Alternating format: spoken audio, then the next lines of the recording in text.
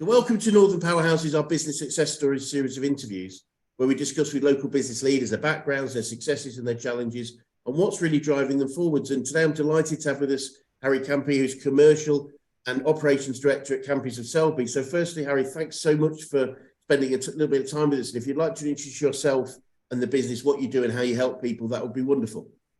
Yeah, no, thanks, Chris, for having me on. As you say, I'm Commercial Operations Director, Campeys of Selby Ltd. We're a fourth generation family haulage company based in Yorkshire with multiple sites in Yorkshire, currently operating 115 trucks and 225 trailers and 150 staff.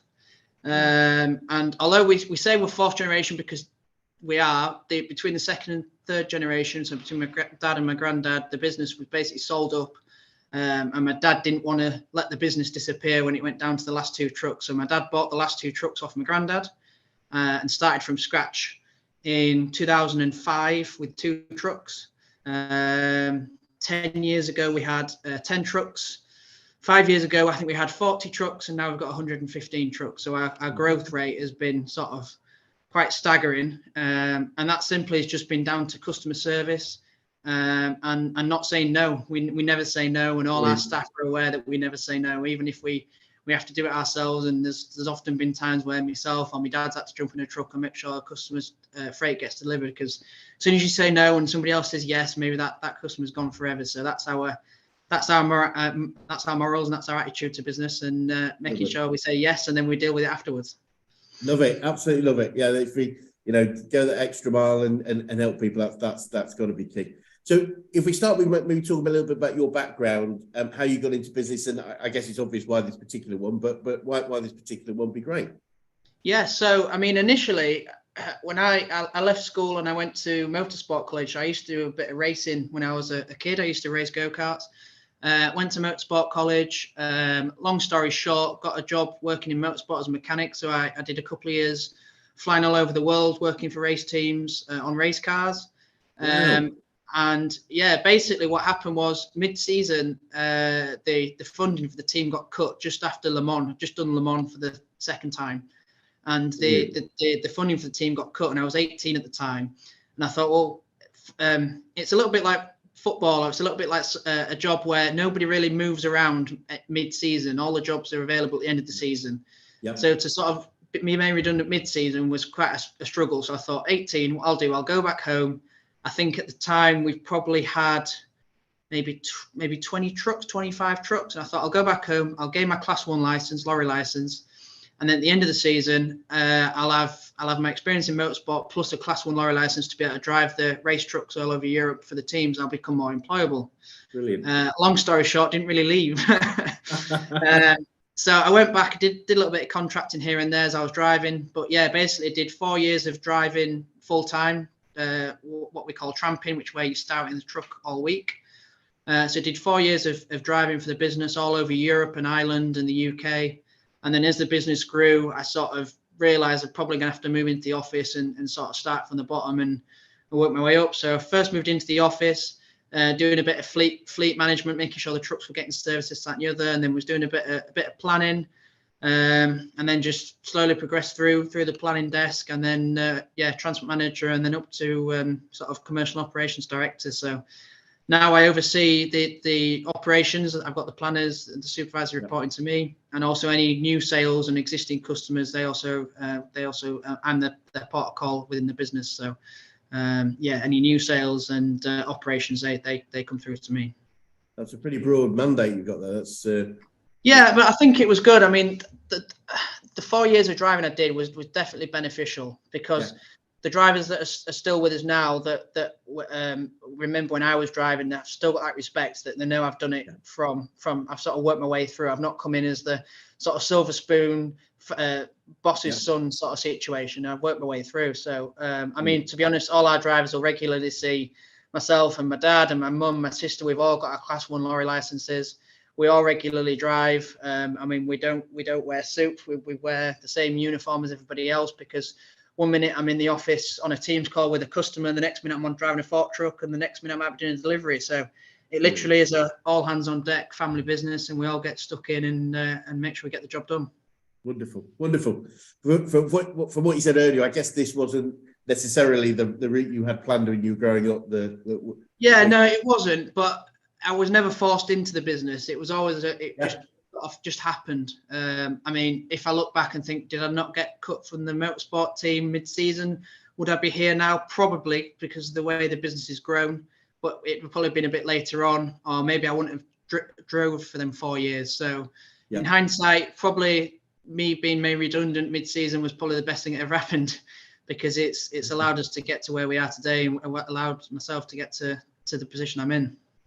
Yeah, I was made redundant from my first job. I remember being done, and it was without doubt the best thing that ever happened to me. Yeah, at the time you think it's terrible, but in hindsight, when you look back, it's actually it's a sort of golden opportunity, I guess.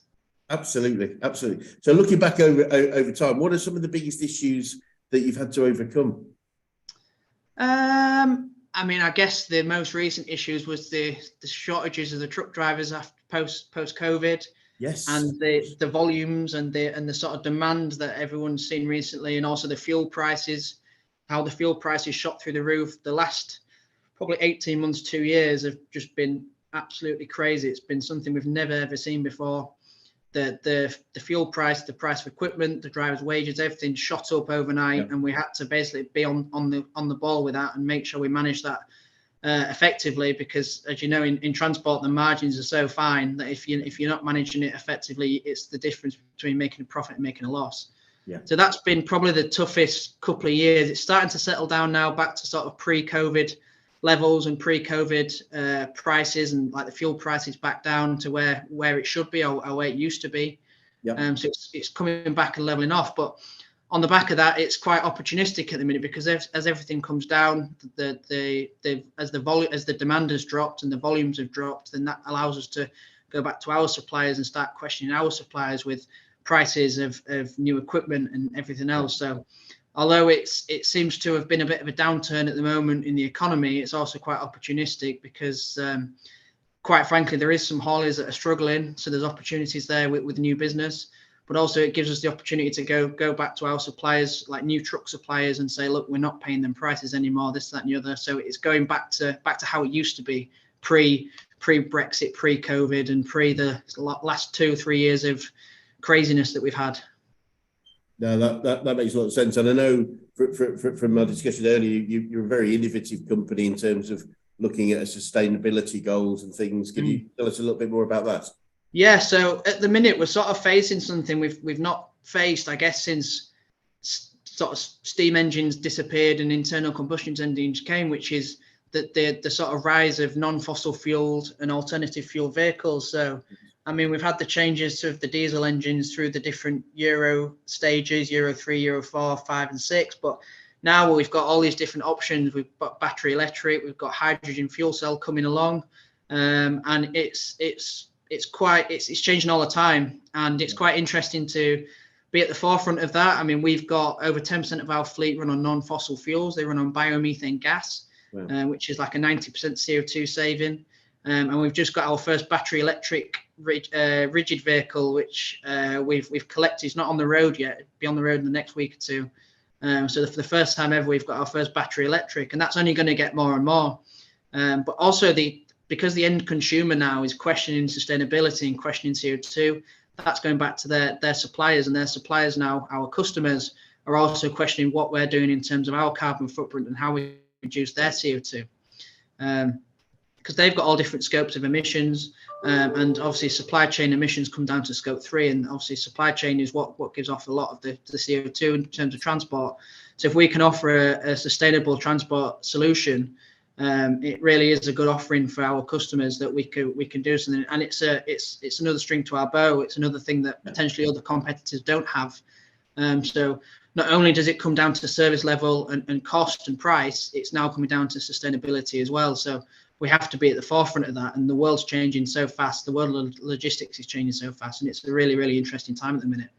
Yeah, it's interesting. I was at an investment conference last week, I think, in Leeds, and there was a very much big piece about, you know, the value of a company. There's a direct relationship with that and its sustainability policies and strategies, and you know, it's becoming more and more important. So being able to to offer that to your customers must be a great point of difference for you. Yeah, no, it's absolutely. It's a must do at the minute. If you're not on board with sustainability and reducing your customers' CO2, you're going to get left behind. Because I mean, 5 years ago when we was doing tenders for customers, sustainability wasn't even mentioned on the tenders.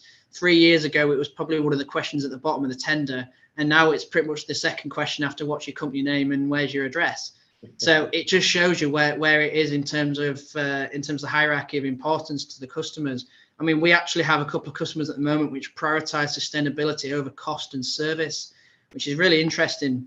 Yeah. That they actually will pay an uplifted fee for more sustainable transport, because they're getting pushed to do it from either their company that owns them or the end consumer that they're supplying. They're wanting to know how their products are getting delivered. Right. It's great to see that drive coming, because that must be presumably ultimately coming from consumers who are choosing to want to go that way. Also, it's quite generational as well. I think the younger generation are really on board with it, which is why I'm really big on board with it.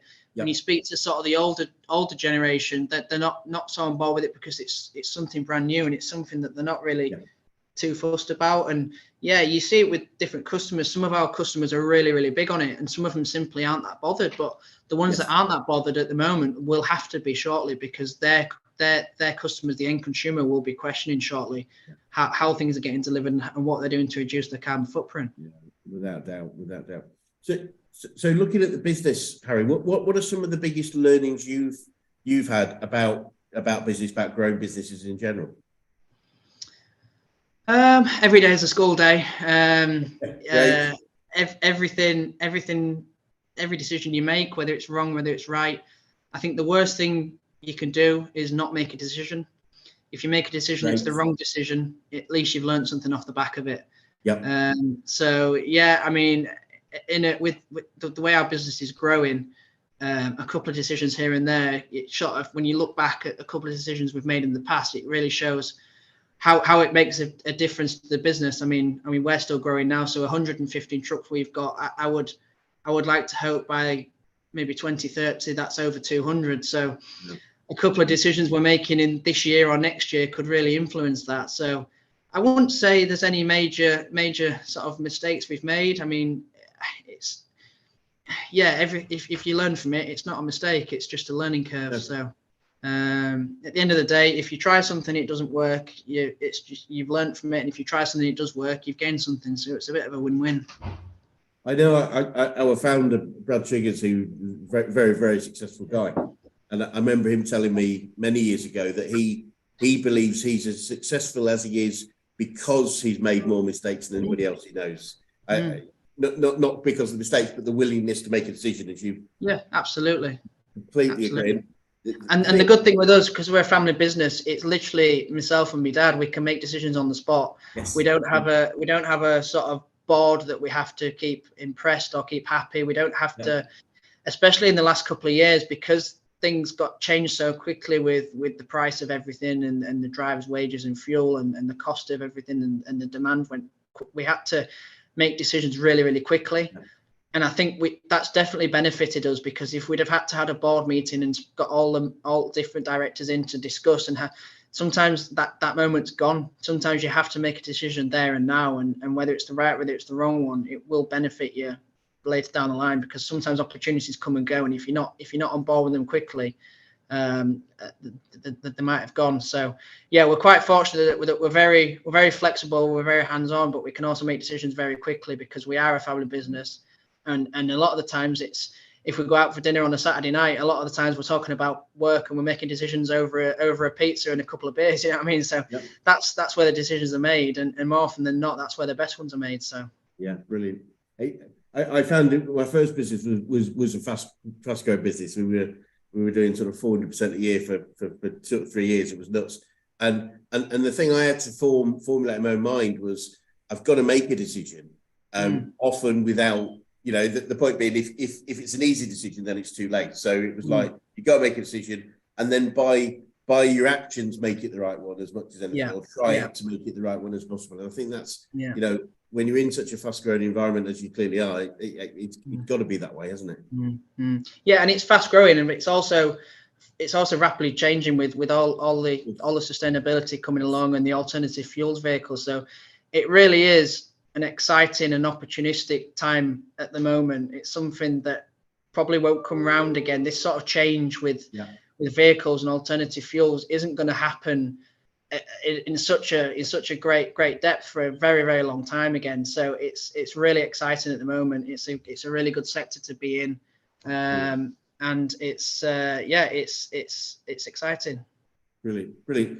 And you're probably aware we're a business coaching organisation, and I'm just keen to know who the best coaches or influences you've had in your career and what made them so influential. Quite simply, probably my mum and dad. I mean, they've had a number of businesses in the past. Obviously, this one is the biggest one we've ever had.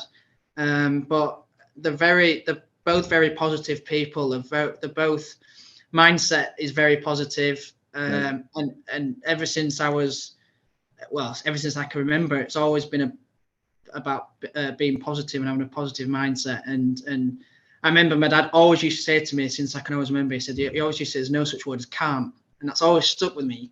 No such word as can't. And yeah, I'd say the two biggest coaches really, mum and dad, because they've always been the one to sort of push on and say, right, let's do this, let's do that. And I guess now as they get older, that's sort of relying on me a little bit more. But yeah, that's where I'd say the two biggest coaches are. Wonderful. And you mentioned one or two already, but are there any favourite quotes or sayings that you catch yourself saying quite a lot or use on a day-to-day basis? Not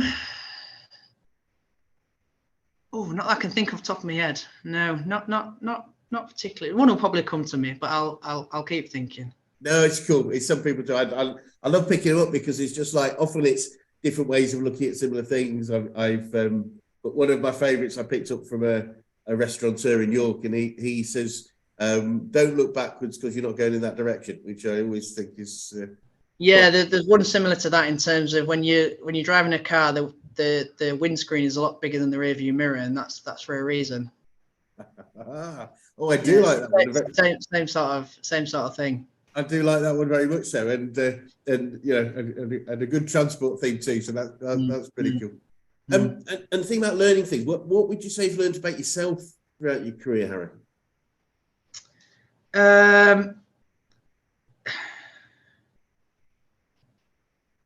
I've probably had to become more thick-skinned in terms of business, because obviously as the business has grown, you've got more staff, you've got more customers, and once upon a time when we probably had, 20, 30 trucks, if there was a bit of a disgruntled driver or somebody wasn't very happy, you sort of took it quite personally. But sort of the bigger you get, you realise that sometimes this not all the staff and sometimes not all the customers just don't fit the business 100%. If you aim for every single staff member and every single customer to be 100%, it's something that's never going to happen, because people are very different. So you have to become more thick-skinned, and I guess doing more things like this, doing more sort of media work and marketing and stuff like that is something which I've sort of had to learn over time. Something I've never really done, something that's just come along with as part of the job. So yeah, I'm sort of learning as I go, and sort of making sure I throw myself into things. So like I say, I'm doing a talk at the Road Transport Expo at the end of this month, and it's something I've never done before, something which I'm not going to be very confident with, but sometimes you've got to throw yourself into it and see what happens. But then once you've done one, you can do another, and then you do another, and then before you know it, it's just the norm. So it's just pushing yourself out your comfort zone and making sure everything you do sort of scares you a little bit, and then once you get over it, then you can do it again. Brilliant. Yeah, there's a quote I like, which is, you make a great decision when it brings either fear or excitement or a bit of both. And I think one thing that really does motivate me is when people doubt you, when people say you can't do this or you can't do that, or that's not going to work, or this isn't going to happen. That only probably spurs me on and motivates me more to make sure to prove them wrong. There's nothing more satisfying than proving somebody wrong when somebody doubts you. And also, one of the quotes which I do actually like is, "You'll never meet a hater that's doing better than you."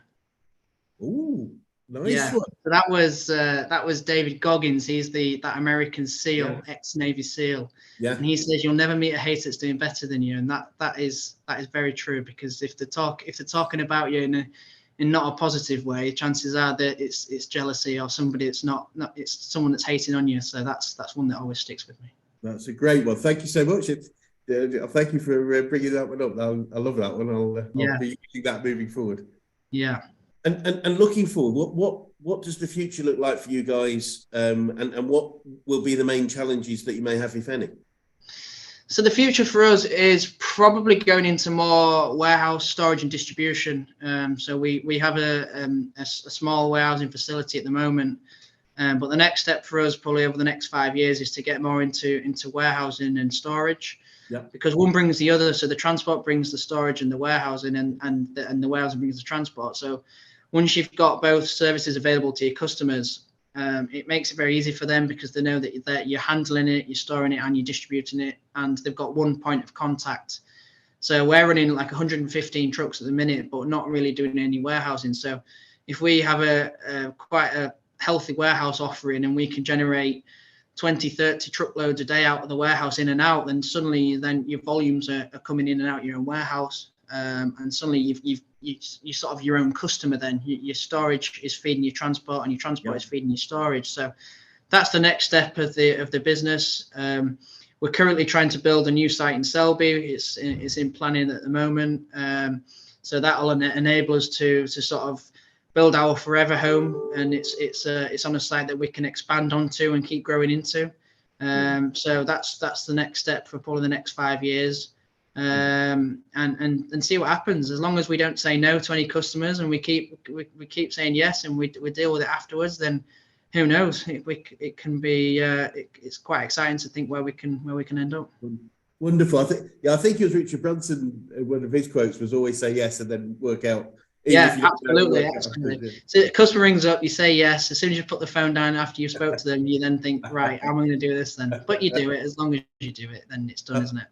And absolutely, and it's interesting you're saying about the warehousing, because I was speaking to an engineering business this morning, and they were saying how the volatility of price and availability of material means that they'll probably need to look at storing or pre-buying a lot more and having more stock. So I think it feels like it. I'm sure they're not the only ones. So I would imagine having that storage capability is going to be a great string to your bow. Yeah, and it's always going to get busier, I think, because let's face it, the high street is dying. People now are ordering online, click and collect, or next day delivery.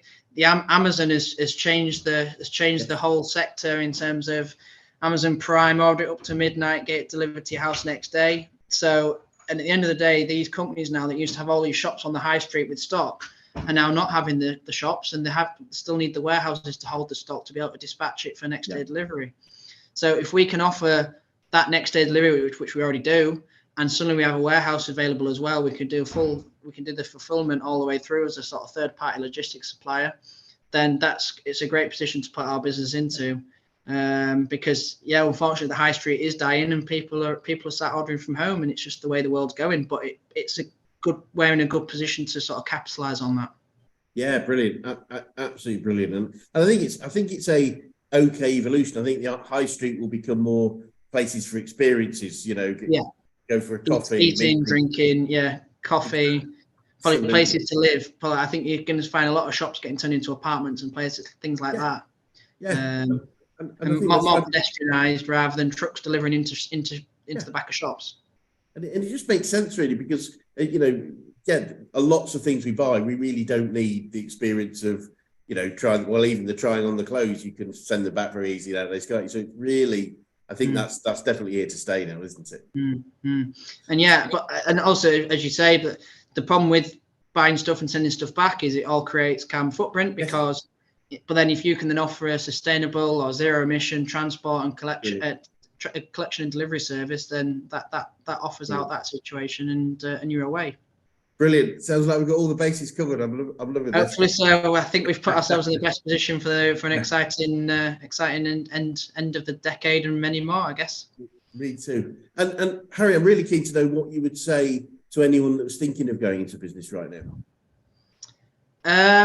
It's very opportunistic at the minute. it's all about mindset, and it's all about, we could sit back now and go, oh well, we had a good couple of years when it was busy and there was so much demand that it was all really busy, and at the minute it's dropped off slightly. But yes, it has dropped off, but on the flip of that, there is opportunities out there. Yeah. There's businesses coming up for sale. There's people looking to get out of business because it has had a downturn. Yes. So in every negative, there's always a positive. Yeah. So whenever there's a downturn, it's always the best time to make money. Everyone knows that after the crash of 2008, that's when you buy things cheap and it all goes again. So it is very opportunistic out there. So I'd say, yeah, do it, crack on with it. At the end of the day, what's the worst that can happen? Absolutely.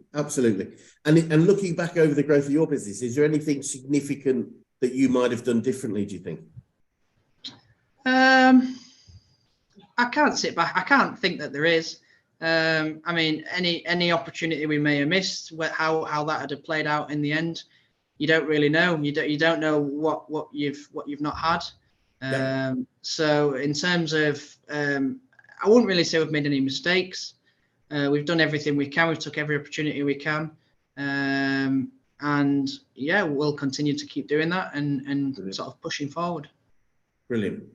No, and it makes sense. And I know, say, you know, if where we are is somewhere we're happy to be, then that's the result of all the decisions we made. So, you know, if you make one different decision, it could have gone a different place. And Harry, what would be the best advice you could give an 18-year-old you if you could go back in time and do so? An 18-year-old me, probably keep doing what I'm doing. Probably just crack on.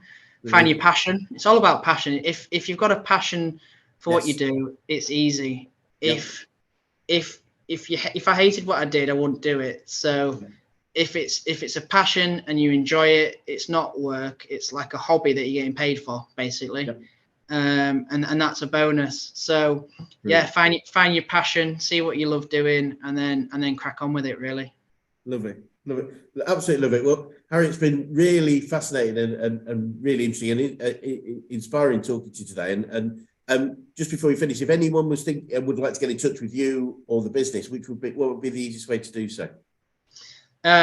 Quite simply, give us a call on the number and ask for me. All the details on the website. If you Google Campeys of Selby, everything's on there. But yeah, quite simply, just give us a ring. Ask for Harry. There's only one Harry in the business, and that's me. So they'll find me. Wonderful. Well, thanks once again, and maybe it'd be great to swing by in 12 months or so and just see how things are developing. Brilliant. Yeah, absolutely. Great. Thanks, Chris. Thank you.